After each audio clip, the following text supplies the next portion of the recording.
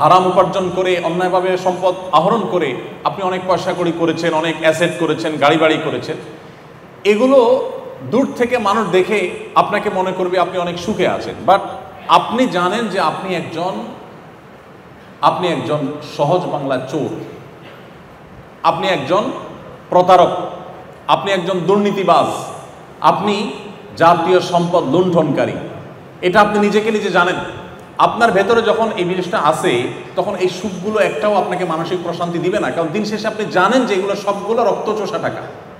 আপনার অপরাধ বোধের এই যে জ্বালা, এই জ্বালা থেকে বাঁচার কোনো ট্যাবলেট পৃথিবীতে আবিষ্কার হয় নাই, কেমন পর্যন্ত হবেও না।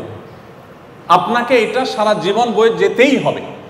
আপনার অবৈধ উপার্জন দিয়ে আপনার সন্তান খুব হাসি মুখে তার লাইফ হয়তো লিড করতে পারে, আপনার নাতিপুতি তারা হয়তো এক সময় অনেক বেশি আপনার সম্পদ দিয়ে তারা সুখ স্বাচ্ছন্দ্যে থাকতে পারে, বাট আপনি নিজে নিজে জ্বলে পুড়ে মরবেন, কারণ আপনি জানেন সবগুলো অবৈধভাবে উপার্জন করা টাকা, রক্তচোষা টাকা, প্রতারণা করে দুর্নীতি করে কামানো টাকা।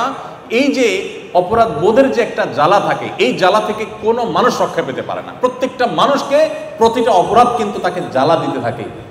অবৈধ পথে উপার্জনের নগদ শাস্তি এটা।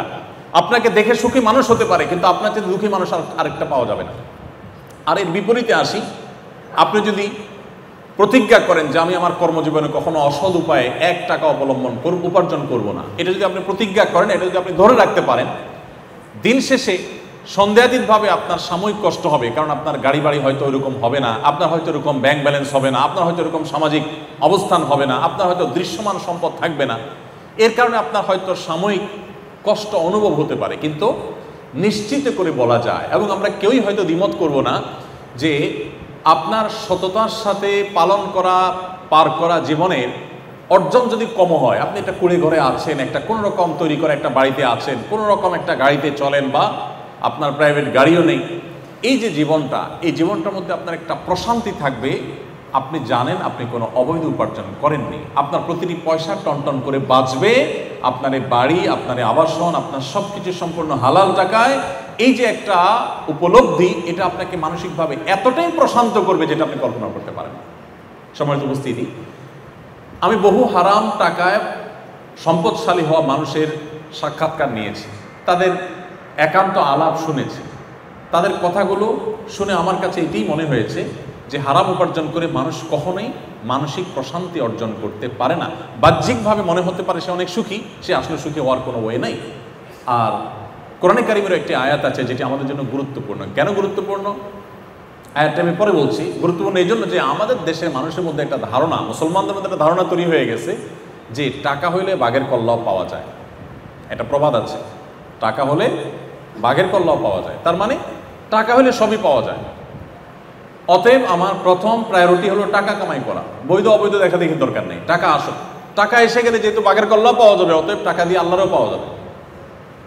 এটা হলো আমাদের ধারণা, যার কারণে দেখবেন মানুষ যৌবন বয়সে ইসলামের ধারা কাছে যেতে চায় না। অনেকে আছেন ইয়াং বয়সে টাকা হয়ে গেছে, হজ করার মতো টাকা আছে তার কাছে, অ্যাবিলিটি আছে, যদি বলা হয় ভাই হজ করতে যান, তো বলে এত আগে হজ করে ফেলবো, কারণ তিনি মনে করেন যে এত তাড়াতাড়ি হজ করে ফেললে তো আমি বিভিন্ন অপকর্ম করতে পারবো না।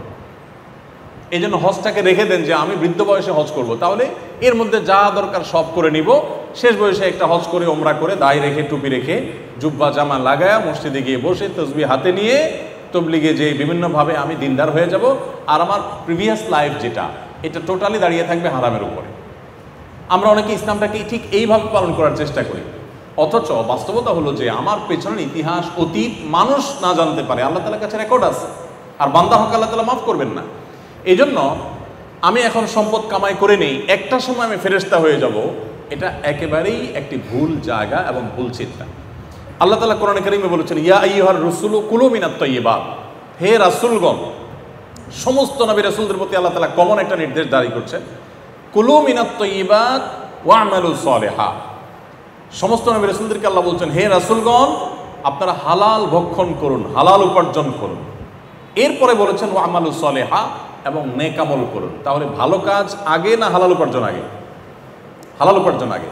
আর আমরা আমাদের দেশে যেটা দেখি সেটা হলো মানুষ আগে হারাম কামাই করে নেয়, এরপর বুড়ো বয়সে এসে, বৃদ্ধ বয়সে এসে তিনি হালাল উপার্জন করে বা আপনার ইবাদত বন্দেগী করে ভালো কাজ করার চেষ্টা করেন।